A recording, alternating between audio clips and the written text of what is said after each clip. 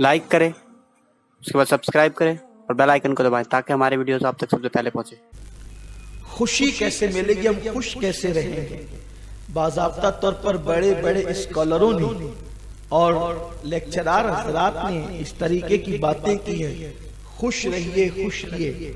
लेकिन खुशी कोई दुकान पर मिलने का कोई बिस्किट तो नहीं है, खुशी कोई आला तो नहीं है मोबाइल की तरह कि आप जा करके खरीद लें। अगर खुशियां खरीदी जाती तो मालदार लोग खुश रहते, गरीब कभी खुश नहीं हो सकता था। फिर खुश रहने का तरीका क्या है, खुशी कैसे नसीब होगी? बस एक तरीका है खुश रहने का, दिलों की तस्कीन का, दिलों के सुकून का। जिंदगी पुरबहार कैसे होगी, जिंदगियों के अंदर खुशियां कैसे आएगी, जिंदगियों के अंदर लुत्फ कैसे आएगा? ये बेलुत्फ जिंदगी, उजाड़ जिंदगी, खिजा से लथड़ी हुई जिंदगी, नालो फरियाद की जिंदगी, आहो बुका की जिंदगी, तबाही और बर्बादी की जिंदगी। बार बार आपने मुझसे और हमसे बड़े बड़े खुतबा से सुना होगा, शाम वीरान, यमन वीरान, इराक वीरान, दुनिया वीरान। और अभी तो ये चंद ममालिक है, पता नहीं आगे आगे कौन वीरान होगा। बल्कि काफी ने तो यहां तक कह दिया, हज़रत काफी ने के बुलबुलें उड़ जाएगी, सूना चमन रह जाएगा। और काफी ने सिर्फ अपनी बात नहीं की, काफी ने बहुत काफी कह दिया। इसलिए कि कुरान कहता है कुल्लु मन अलैहा फान व यबका वजहु रब्बिका ज़ुल जलाली वल इकराम। उन्होंने कुरान पे नजर रख कर कहा। लेकिन बात ये करनी है कि इस वक्त तबाही और वीरानी के माहौल में पुरबहार जिंदगी का राज क्या है, खुशी वाली जिंदगी का राज क्या है, मुसर्रत वाली जिंदगी का राज क्या है? आपको बताऊं, दाढ़ी रख कर भी लोग पुरसुकून नहीं, टोपी पहन कर भी लोग पुरसुकून नहीं, कुर्ते पाजामे पहनने वाले भी बहुत सारे हैं जिनको सुकून नहीं। क्या वजह है? सब गमों के अंदर डूबे हुए हैं। फकीर को तो एक ही बात समझ में आती है, खुशी कहीं नहीं मिल सकती, जिंदगी का लुत्फ कभी नहीं आ सकता। इसीलिए बहुत सारे स्कॉलरों ने यह कहा, जिंदगी में कभी लुत्फ ढूंढना नहीं, ये बेवकूफी है। क्योंकि दुनिया तो दुखों की जगह, यहाँ सिर्फ दुख मिलेंगे। लेकिन मेरा मजहब वो नहीं है। मेरा मजहब तो कहता है वो अंतुमुल आलौना इन कुंतुम मोमिनीन। बहारें तो यही है, और यहाँ की बहारों पर वहां की बहारें मौकूफ है। रब्बना आतिना फिद दुनिया हसना व फिल आखिरति हसना। जिसकी दुनिया अच्छी नहीं उसकी आखिरत भी अच्छी नहीं, और जिसकी दुनिया अच्छी है उसकी आखिरत भी अच्छी है। इसलिए क्या दुनिया मज़रातुल आखिरा, दुनिया आखिरत की खेती है। वहां जो मिलने वाला है उसके आसार यहां नजर आते हैं। तो जिंदगी के अंदर उजाड़पन नहीं है, जिंदगी के अंदर खिजा नहीं है, जिंदगी के अंदर तबाही और बर्बादी नहीं है। लेकिन पुरलुत्फ जिंदगी लाए कहां से, पुरसुकून जिंदगी लाए कहां से? क्यों सुकून नहीं है, क्यों खुशियां नहीं है, क्यों राहतें नहीं है, क्यों इत्मीनान नहीं है? कहां से लाए वो खुशियां? एक ही फलसफा है खुश रहने का। अगर जिंदगी में हमेशा खुश रहना है, एक ही फलसफा है, महबूबे खुदा को खुश करो, यहां भी खुश रहोगे, आखिरत में भी खुश रहोगे। उनकी खुशी इतनी कीमती है, उनकी खुशी इतनी कीमती है कि खुद रब्बे काबा भी उनको खुश करना चाहता है। वला सौफा युअतीका रब्बुका फतरदा। हबीब इतना अता करेंगे कि आप राजी हो जाएंगे। और उनकी रजा कुदरत के नजदीक उनकी खुशी इतनी कीमती है कि खुद कहता है कद नरा तक़ल्लुब वजहिका फिस समा फलनुवल्लियन्नका क़िबलतन तरदाहा। हबीब, जिस तरफ तेरा दिल चाहे उसकी तरफ तू अपने आप को कर ले, इसलिए कि हम तेरा बार बार रुखे बद्दुहा, तेरा वजह मुनीब, तेरा वजह करीम आसमान की तरफ उठाने को बार बार देखते हैं। महबूब, अन करीब हम उसी को किबला बना देंगे जो तेरी चाहत है, इसलिए कि तेरी खुशी हमें अजीब है। किबला क्या बनेगा, कौन बनेगा? कुदरत इससे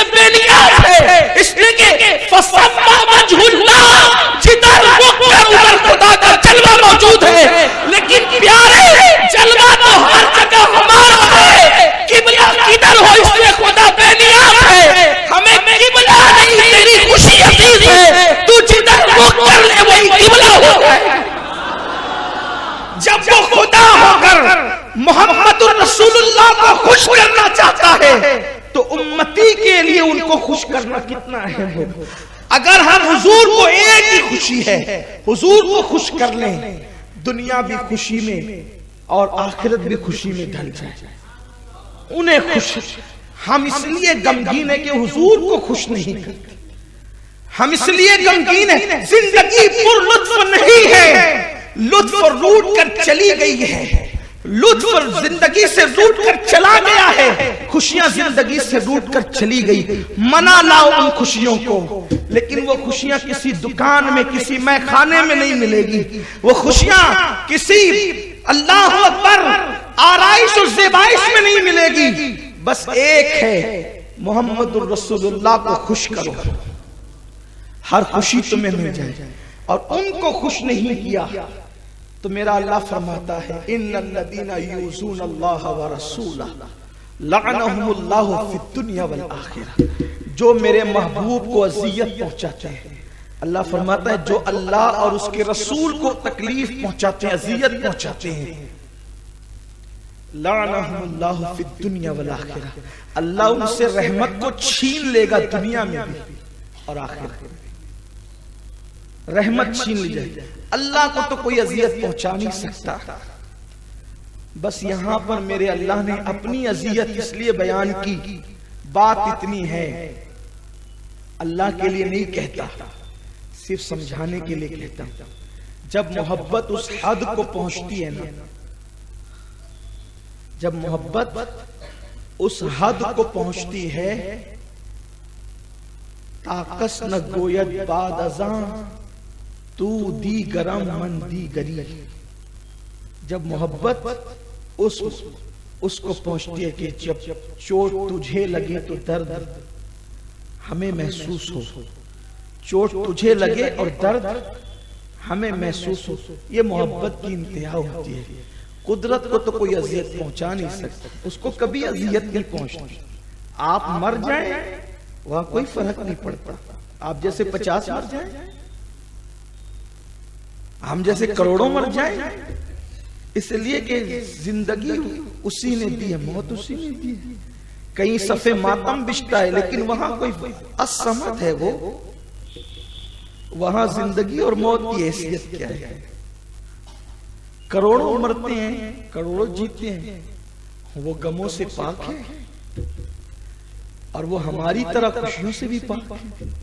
हमारी तरह उसको खुशियां नहीं होती, क्योंकि खुशी को महसूस करने के लिए दिल चाहिए और वो दिल से पाक है। ये एक अलग सा उन्वान है।